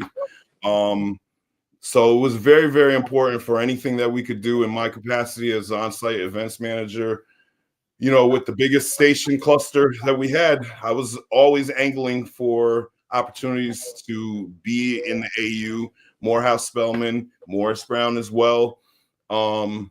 To the chagrin to a lot of sales reps in that building. I'm sure you might remember that we took over homecoming weeks. But it was my way of giving back, man. I really loved it. I couldn't do enough to give back to what CAU did for me, raising me, and all the opportunities they provided. So that was a no-brainer. Well, now we need, alums like yourself and others to give back to help us in support of our HBCU scholarship and to purchase tickets to our sneaker ball in your most encouraging way. Encourage your alum and anyone that you know that could help support this cause.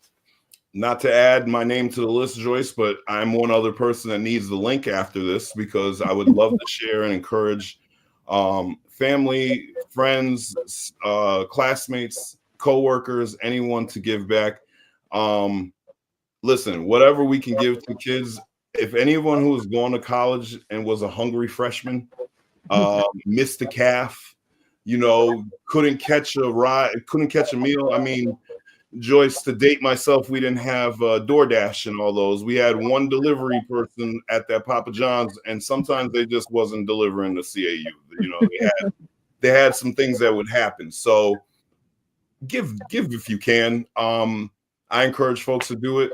It's a fun thing, and if you can come out to rep your shoes, which you guys know I'm a very big sneaker person as well, but rep your shoes at the same time and giving back, and maybe giving a meal, maybe getting that book, maybe helping out that kid that's going into school.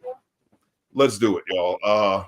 Challenge people, at least buy the ticket. Like they said, if you can't show up, at least buy a ticket, please.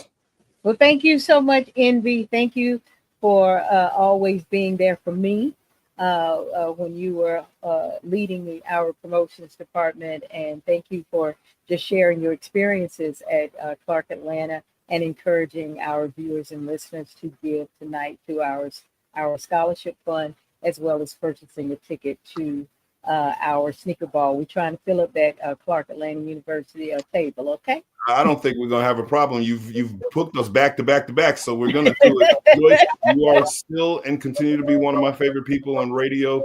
Anytime you need me, I'm there for you. Thank you so much. We appreciate you. We're going to keep it going.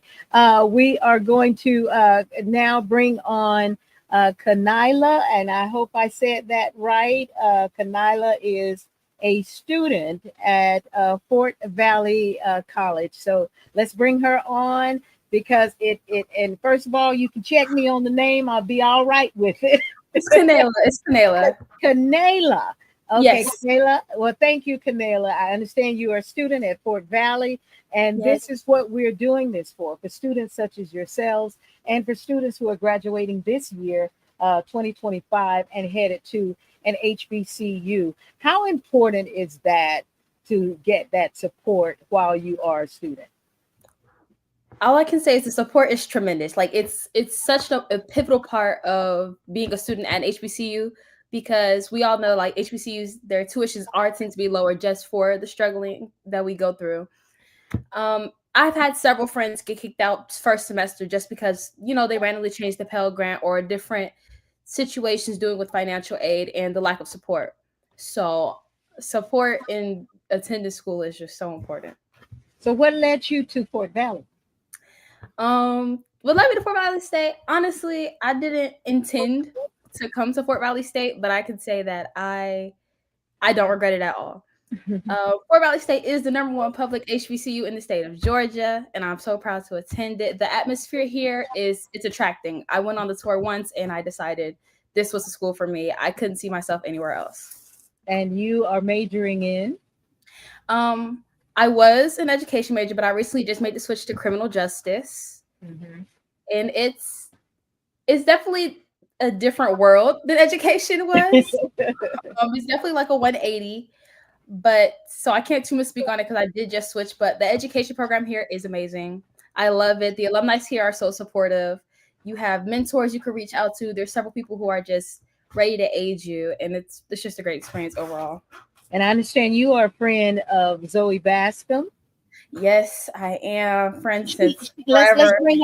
bring her on the call. Let's bring her on the call. She is a student at Alabama State University, and I just want to just show our viewers and our listeners how important it is to support these students. As you can see, they are very articulate. They are very excited about being students and wanting to continue their careers in the subjects in which they are studying under now. And it is on us grown folks. It is on us grown folks to help support them in their efforts. We cannot ask enough. I'm going to be asking all night long for you to give to our scholarship fund, as well as purchase a ticket to our sneaker ball. I thought Zoe was ready to come on. But again, thank you so much for jumping on. And please, in your words, encourage our viewers to give to our scholarship fund and to come to our sneaker ball. Yes, if possible at all, please, please, please buy a ticket, show up for support, donate if you can't attend. It is so important for college students just like myself to attend, to get the support that they need to attend, and every ticket helps. It genuinely does. And I really appreciate the efforts that you're going through to ensure that we get the education and support that's needed, especially how pivotal it is as a freshman. A student can only say it best. Thank you so much for joining us. They need the help. They need the financial support. They need the encouragement of what we are giving to them. Thank you again. Much success to you in your endeavors to graduate from Fort Valley State. Let's continue with Felicia Belcher is on the call. She is Felicia, as cute as you are, you need to come on this call and let me see your face. And there she is. And Felicia, I understand your mama Pansy is here as well. Yes, she is. Let's bring Pansy on too. Let's get this mama-daughter duo going on here. Hey, Pansy. Hey, Joyce. As you can see, these are people that I know. We have a circle of friends that is just untouchable. And Pansy is one of those great friends of mine that I love so dearly. And she birthed a beautiful daughter in Felicia Belcher. Felicia is a graduate of Albany State, and she majored in mathematics. And yeah, she pledged that sorority Delta too. But Felicia and Pansy, thank you all for coming on. First, I want to ask Felicia, why did you choose Albany State to get your higher education? In the beginning, when I chose Albany State, they had the #1 nursing program in the state of Georgia, and also being an HBCU. And so that's why I chose Albany. And my first tour there, I went with my school. And weeks later, I took my mom. I was like, Mom, this is my school. I want to go here. I don't want to go anywhere else. It was the only school that I applied to, and I just went. And so what are some of the experiences that you have that are memorable to you? Oh man. My friends, family, homecoming. I pledged Delta. I was a fraternity queen. It was a lot of great experiences going to Albany State. It was real fun. I enjoyed it. As a parent, Pansy, how did you feel when you saw your first child leave for college and choosing an HBCU? Well, Joyce, I was very happy that she chose an HBCU, but I filled up the bucket. Explain. Explain. After I dropped her off, I cried all the way home. She was your first in leaving the house, huh? Yes. Yeah, but but I it's a mean, great experience. so as a parent, we understood that you cried because you had to leave your daughter at Alabama, at Albany State. But as a parent, seeing her through those 4 years, what was it like for you, and what was important for you to continue to give to her to see her through it? Joyce, it was just a nice experience. It's just like I was in college the whole entire 4 years. Mm-hmm. But I was very happy with her when she decided to change her major. Mm-hmm. Nursing was my choice, but mathematician was hers. And she has become great at that in teaching students at her school. What school are you at, Felicia? Coretta Scott King Young Women's Leadership Academy. Mm-hmm. You hadn't called me lately to come over there. Now, but she's doing well at Coretta Scott King. She's doing well as just a person who have matriculated through an HBCU. Felicia, encourage our viewers to give by way of saying why an HBCU is important, and it is also important to support the students who are in an HBCU. Oh, yes. It's very important to give. A lot of students growing up, when I went, I needed money for lunch, for books, and it's important to give back. It's that vitally.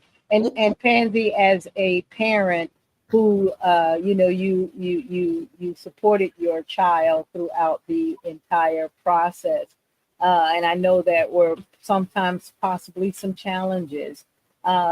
Encourage our viewers and listeners to support your child while they're in school, and to support occasions like this where we're trying to raise the funds to help our students out when they are in need. Okay, while you all have this opportunity, you don't know what they have to put up with. So whatever helping hand that we can give to them, please, I want you to do that for them, because I'm looking at this barcode and I'm definitely gonna place mine now. Well, thank you so much for jumping on this call. We have so many calls that we need to get to, and this is supposed to end at 9, but we're going to talk to everybody before we get off. Thank you for your contribution, Pansy. Thank you, Felicia. She actually told me, Auntie, I'm shy. I'm like, you going to get on this call tomorrow. But, thank you, Felicia. I love you dearly. Much continued success as a math teacher at Coretta Scott King, and whatever Auntie and the Leadership Church can do for you, we are here for you. We're going to continue to call with Olivia, another CAU grad who is jumping on the call to talk about the importance of an HBCU and the support that we can give.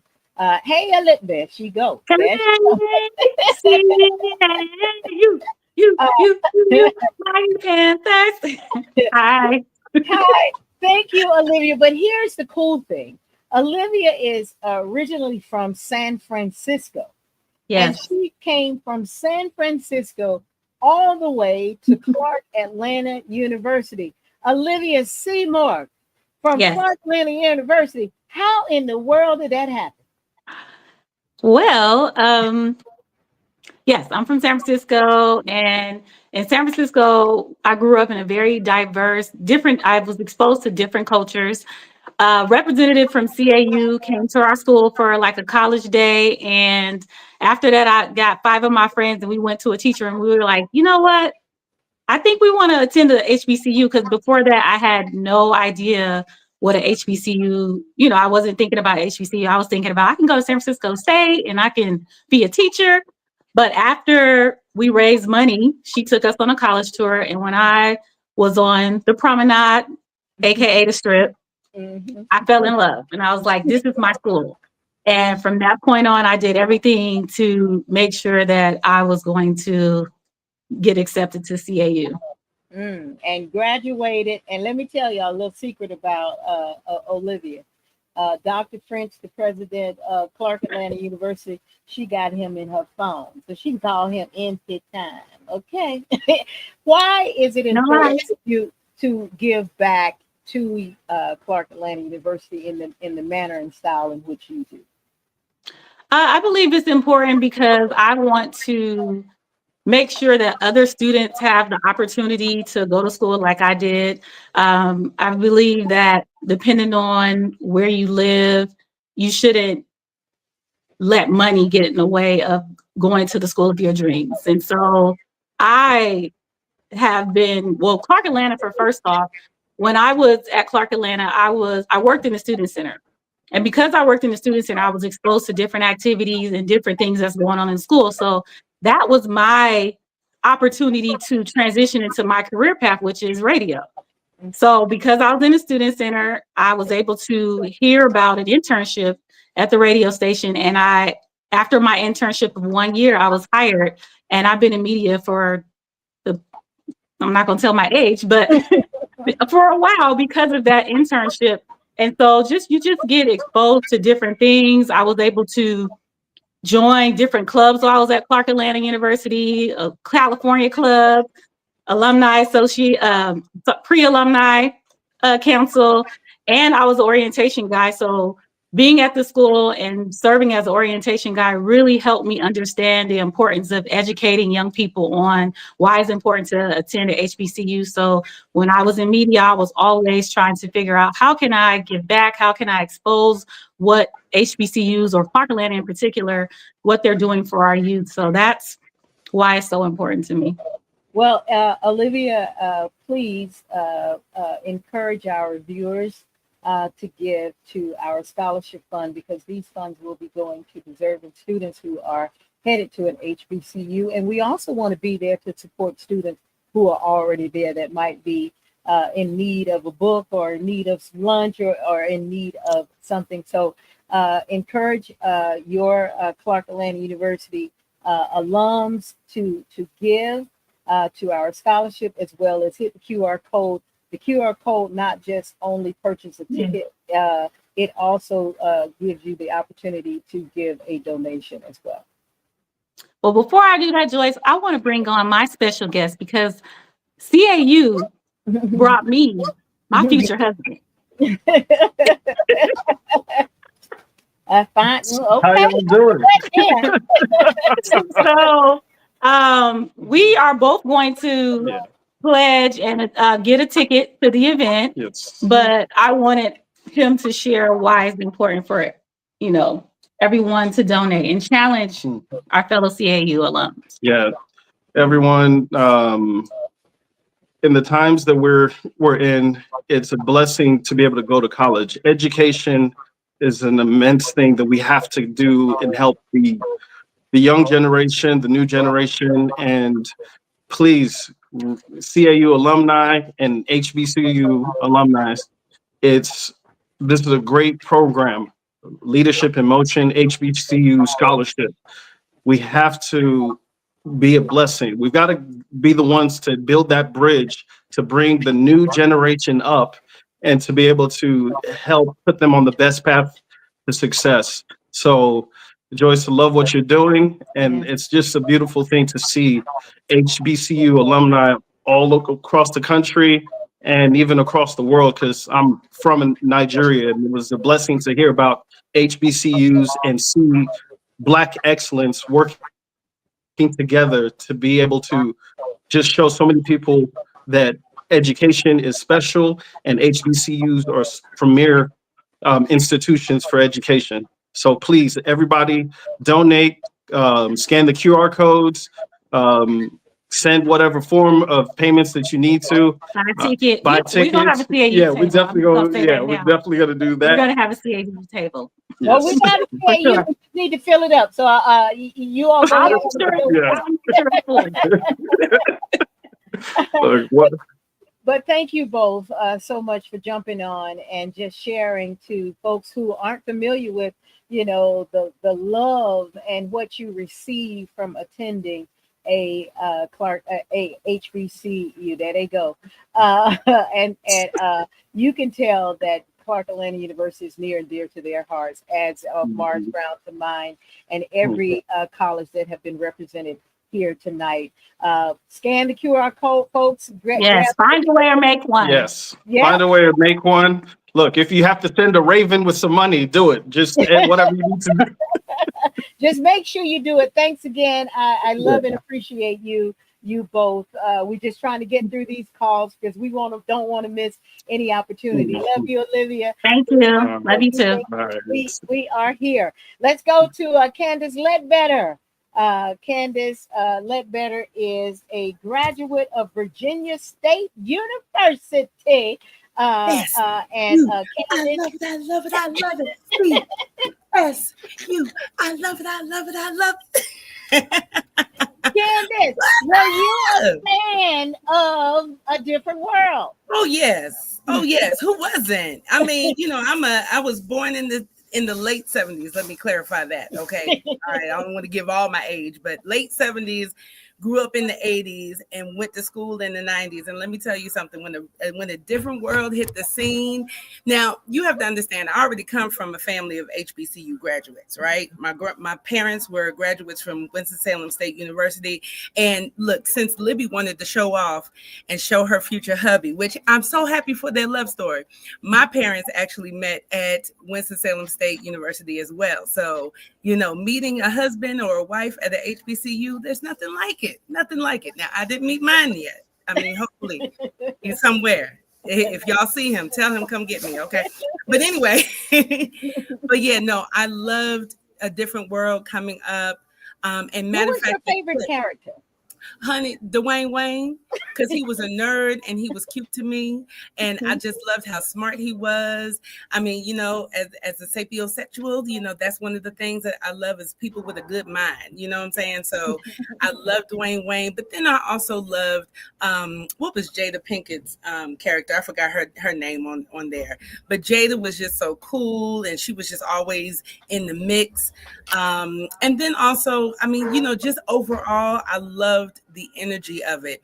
And what I was going to say, that clip that you played with the stepping, that was one of my most favorite episodes. And as somebody who I wasn't able to pledge Delta undergrad, but I did pledge grad chapter. And when I became a teacher, I became a step team coach. So that was reliving that moment as a step team coach. What led you to Virginia State? Huh? What led you to Virginia State? My parents, I'll tell you that, because I had high goals to go to North Carolina A&T University. But my parents were like, we love you, but we are not paying out-of-state tuition. Amen. So that's more of the reason why these children need your sponsorship dollars, y'all. So make sure that you donate so that if they want to go out of state, they can. But let me tell you something. It was the best decision that they could have ever made for me, because Virginia State University was home. Like I could have never imagined the friendships, the education that I got from there, and then the activities. I was able to really blossom at Virginia State. I was not only a dancer in front of the band. Most people don't know that, but I used to dance in Essence of Troy, R-I-E-O-T. But anyway, I used to dance in front of the band, but then I also became the first female announcer on the East Coast for the marching band. So I made history announcing the Trojan explosion, all right? But then also I was so active in being the president of the Mass Communications Club. And if there are any VSU people listening, if you remember the Telltale Heart in the VSU newspaper, that was me. Most people don't know that, but that was me. But that was the talk of the town. It was like a Dear Abby situation. But anyway, but I really, really enjoyed my experience there. And everything happens for a reason. And I was supposed to be at Virginia State University. And today I will sing its praises. Even my brothers who are younger than me, they're twins, John and Quincy Ledbetter. They too are graduates from Virginia State University. John actually pledged Alpha Phi Alpha, and Quincy actually pledged Phi Beta Sigma. He did grad chapter, but both of them always loved to go back to Virginia State University. So Yes. Homecomings are a big thing, right? Oh, it's a big thing. It's a big thing. And I've been too busy to go over these last couple of years, but I am making a point to go this year for sure. Well, Candace, you've been hearing students and grads talk about the importance of supporting these students. And that's why the Leadership Church with Pastor Tony and Alicia Cash, have put this in the plan as we support our community in supporting our students. In your best way, encourage our viewers and listeners to give to support the students so they can have some of the same experience that you and I have had going through our institutions. Well, my biggest encouragement to the audience is, we have to pour back into us. We're living in an apocalyptic movie, is what I like to call it. And, so many things are being taken away from us. And this is a time that now more than ever, we have to pour back into us, back into our community, and especially back into our HBCUs. I don't know if most people know, but even now, with the shift of DEIA and the changes that people organizations and schools are having to make, HBCUs are now being called MSIs, which are minority supported institutions. And, so it's bit by bit, this government is chipping away at us. And so that we can preserve our legacies and so that we can preserve our experiences, our history, our personal history at HBCUs is so important to give back. And I actually want to not just give a call to action to my alma mater of Virginia State University. I want to give a call to action to every HBCU that my family has attended. So if you went to Winston-Salem State University, Johnny and Sedalia Ledbetter through me are telling you, go donate, number one. If you went to North Carolina A&T, Kendra and Cabrita Sims and Leonard Jackson are telling you, go donate. All right, those are my cousins. If you went to Morehouse College, my cousin Aaron Thomas, he is telling you, go donate. If you went to Howard University, my cousin Ashford Thomas is telling you, go donate. If you went to North Carolina Central University, every Ledbetter in North Carolina is telling you, go to donate to this cause. And if you went to Maryland of Eastern Shore, make sure that you donate, because that's my sister-in-law's school, and I know that you will make sure that everybody gets some money. So yes. Well, thank you so much, Candace. And for those of you who are hearing her and want to act right now, hit the QR code. The QR code will help you either purchase a ticket to our sneaker ball, or you can make a donation to the sneaker ball or to our scholarship fund. All we're just trying to say is we need your help. We need your support so we can help these deserving students stay in these institutions to make us who we are. Because Candace is one of the owners of one of the biggest PR firms here in the Atlanta area, and she's doing extremely well. But that happened because she went through Virginia State University. So thanks again, Candace, and I really do appreciate you. Got one more of Deanna Harris. Let's talk to Deanna Harris as we wrap up our Closer Thon. But we want to bring her on. Hey, Deanna. Hey. How are you? I'm great. How are you? I am fantastic. I see Tuskegee on your t-shirt. So are you a Tuskegee student or grad? Yes, ma'am. So hello, everyone. My name is Deanna Harris. I am a sophomore pre-nursing major, psychology minor from Atlanta, Georgia, and I attend the illustrious Tuskegee University. Come on. So I know the theme is a different world, but that's a little, not my era. But I can say when choosing an HBCU, it did kind of contribute because it was always something going on. So, who could say no to that? And when I got here, it was pretty much something always going on, especially spring semester. So this week we're actually having SGA week. So it's an event every day. But yeah. I see you're excited about being at Tuskegee. What is your major? Nursing. Nursing, you did say that. Well, congratulations to you. I need for you to encourage our viewers and listeners to give to our scholarship fund. And if they're in the Atlanta area, May 4th, they need to be at our sneaker ball. Let's encourage these people to help out.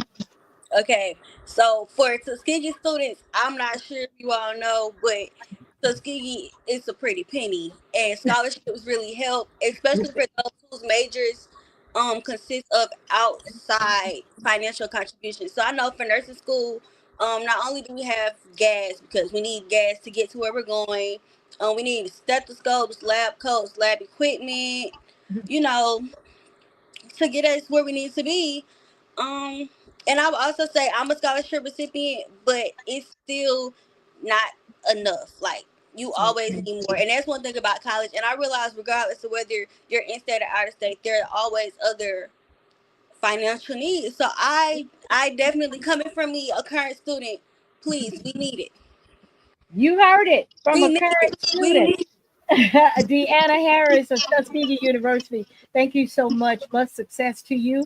Thank Hang in there. Hang in there so you can become the most phenomenal nurse that I know you want to be. Thank you so much. Please give, please give. And we have one more guest.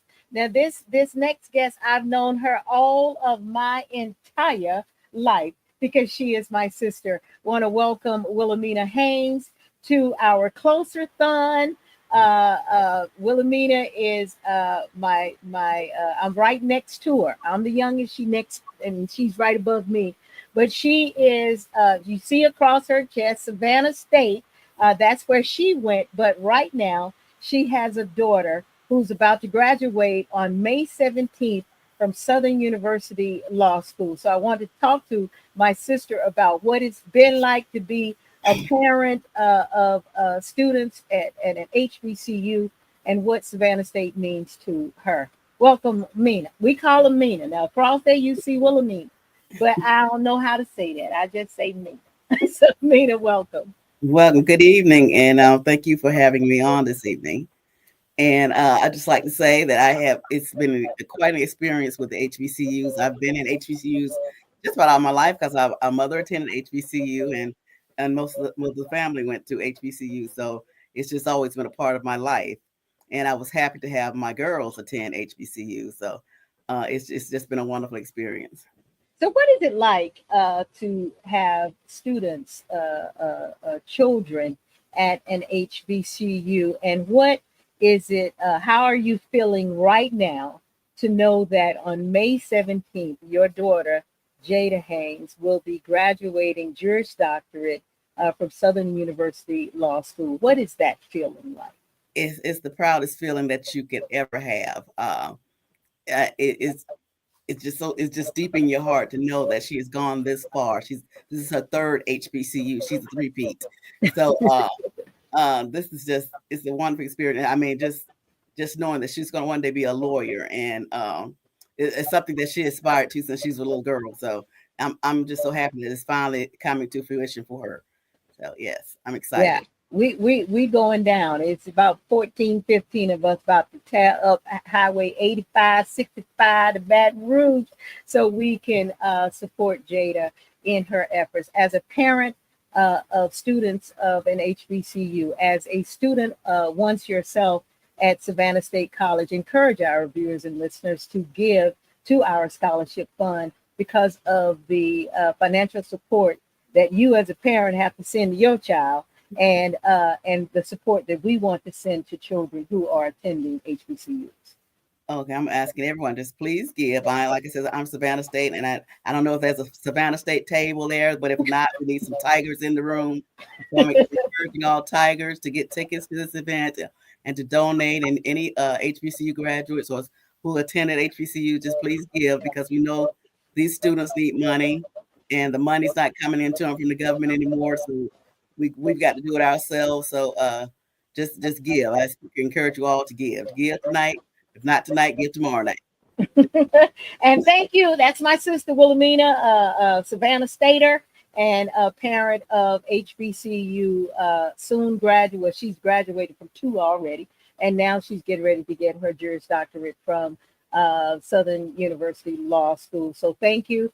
We need to go ahead on and fill up a Savannah State table. The QR code flashes throughout the night. Please grab your ticket, and if you need the link, I can send it. So thanks, Send the Mia. link. Have a great night. Tell Mama hey. And now let's go to Kiana.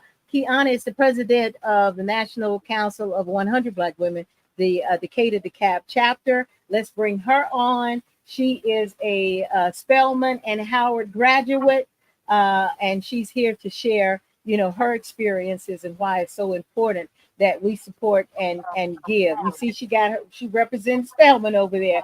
So Kiana, thank you for coming on with us tonight. As you have heard, we are at the Leadership Church are out here to support our kids. We want our students to continue their education as you and I did, and any financial support we can give, we want to be there to give. So tell us why it is so important for you to have attended an HBCU and to support these kids. So first of all, thank you for having me. After listening to everyone, when we talk about the importance of giving back to your HBCU or your alma mater, we are all proof. Everyone who's been on the call, we're proof because someone poured into us, whether it was their time, their advice, investment, or monetarily, they poured into us. Because when you finish and when you leave, it's not just about your titles, your degrees, if you don't utilize them to uplift or to bring someone back. These kids are, and representation matters. Giving back helps to create access for others who look like me, especially like myself and like others in the Black community in fields that are so much underrepresented. So I think this is an awesome thing. I have a son currently at the film company, so I understand the importance of needing finances. Okay, college is not cheap, and our HBCUs are important. Proverbs 22:6, train up a child in the way he should go, and when he is old, he will not depart from it. So I always made it a point for both my kids, my son and my daughter, to engulf them into the HBCU community, into Spelman Homecoming, take them to Howard Homecoming. And not that I was being biased of the school to go to, however, but I do know that kind of played a part in the decision for my son to attend HBCU, as well as my daughter wanting to attend Spelman and to Howard.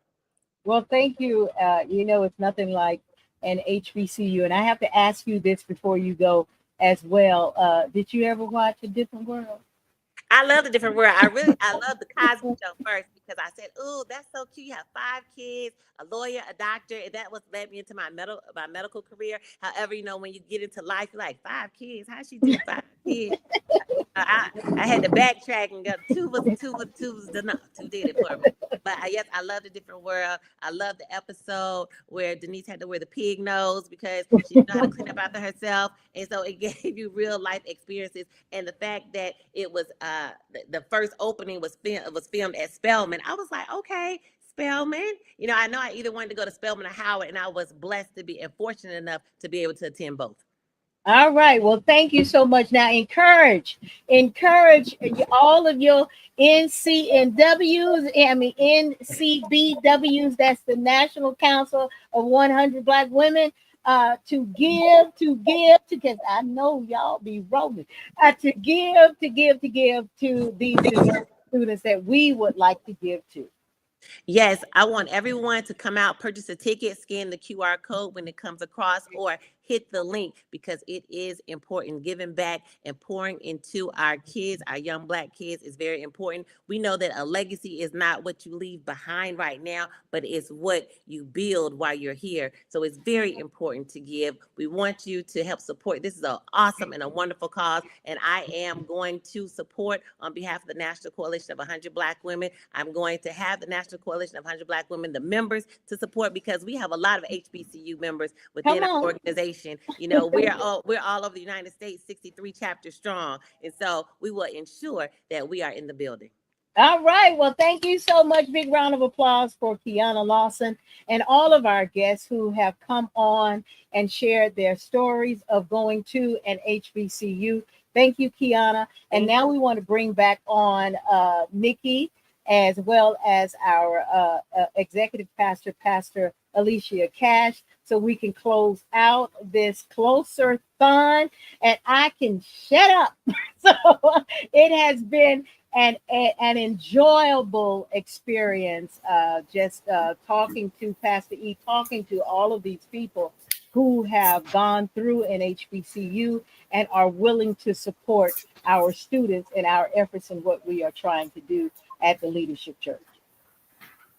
Absolutely. Tonight has just been a total blast, from everyone talking about their favorite. When Kiana started talking about Denise wearing the pig nose, I remember that. I remember that. She went to her room, please. I better tell Kennedy, don't go down there acting like you didn't have no home training. But Right. but absolutely, our college students are the heartbeat of our future.